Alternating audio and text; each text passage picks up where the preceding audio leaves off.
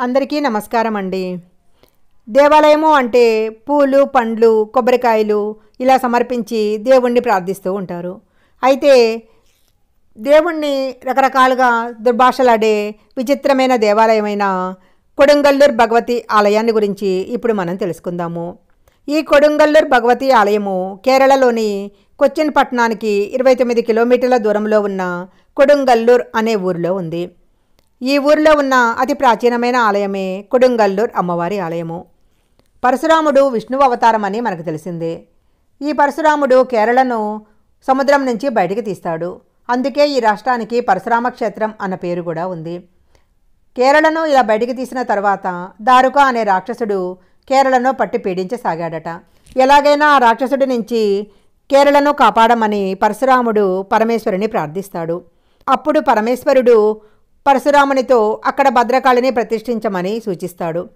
పరమేశ్వరుని సూచన మేరకు పరశురాముడు కొడుంగల్లూర్ ఊరిలో భద్రకాళి అమ్మవారిని ప్రతిష్ఠించారు. ఆ తరువాత అమ్మవారి అనుగ్రహంతో దారుక రాక్షసుడు సంహరింపబడతాడు. కొడుంగల్లూర్ భద్రకాళి ఆలయము చాలా ప్రాచీనమైనది. మన రాష్ట్రంలోనే కాకుండా దేశంలో ఎక్కడా కూడా కనిపించని చిత్రమైన ఆచారాలు ఈ దేవాలయంలో కనిపిస్తాయి. ఇక్కడ ఆలయంలో అమ్మవారికి ఒకప్పుడు విపరీతంగా బలిచ్చేవారట. కానీ ఇప్పుడు బలులను నిషేధించటం వలన బలికి సూచనగా ఎర్రటి ఎరుపు రంగులో ఉన్న దోవతీలను సమర్పిస్తుంటారు. ఇక్కడ కావు తీండల్ అనే ఉత్సవం సందర్భంగా భక్తులు కర్రలు చేతబట్టుకొని గుడి చుట్టూ 3 సార్లు ప్రదక్షిణ చేస్తూ ఉంటారు. ఒకప్పుడు అమ్మవారు ఆయుధాలు ధరించి రాక్షసుల మీదకి యుద్ధానికి వెళ్ళినందువలన ఆ సందర్భాన్ని గుర్తు చేసుకుంటూ భక్తులు ఇలా చేస్తారు. వీటన్నిటికంటే చాలా చిత్రమైన ఆచారము ఇంకొకటి ఉంది. మార్చి, ఏప్రిల్ నెలలో ఈ ఆలయంలో ఒక ఉత్సవం జరుగుతుంది.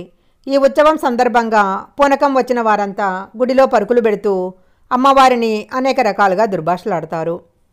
కొడుంగల్లూర్ అమ్మవారి ఆలయము చాలా విభిన్నంగా ఉంటుంది.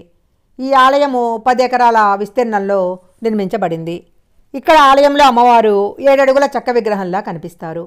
సింహాచలంలో లానే ఇక్కడ కూడా అమ్మవారి విగ్రహానికి చందనోత్సవాన్ని జరుపుతారు. ఈ ఆలయంలో అమ్మవారితో పాటు సప్తమాతృకలు, వీరభద్రుడు, గణపతి విగ్రహాలు కూడా కనిపిస్తాయి. కొడుంగల్లూర్ సంస్థానానికి చెందిన రాజులు ఈ ఆలయాన్ని పర్యవేక్షించడం జరుగుతుంది. ప్రభుత్వాలు మారినప్పటికీ ఇప్పటికీ ఈ ఆలయము వారి చేతిలోనే. ప్రభుత్వాలు మారినా ఇప్పటికీ ఈ ఆలయం మీద వారిదే పైచేయిగా ఉంటుంది. కేవలము కొడుంగల్లూర్ రాజులే కాకుండా కేరళను పరిపాలించిన రాజులు చాలామంది అమ్మవారిని తమ కులదేవతగా భావించేవారు. అందుకే తమిళ ప్రాచీన గ్రంథమైన శిలప్పదిగారంలో కూడా ఈ దేవత ప్రస్తావన కనిపిస్తుంది. ఇంత విశిష్టమైన ఆలయం కాబట్టే రోజు వేల సంఖ్యలో భక్తులు ఈ అమ్మవారిని దర్శించుకుంటూ ఉంటారు. ఈ వీడియో కనుక మీకు నచ్చినట్లయితే లైక్ చేయండి, షేర్ చేయండి. ఇలాంటి మరిన్ని వీడియోల కోసం మా ఛానల్ సబ్స్క్రైబ్ చేసుకోండి. పక్కనే ఉన్న బెల్ ఐకాన్ని యాక్టివేషన్ చేసుకుంటే మేము పెట్టే వీడియోలన్నీ కూడా మీకు ముందుగానే నోటిఫికేషన్గా వస్తాయి. మరొక మంచి వీడియోతో మళ్ళీ కలుసుకుందాం.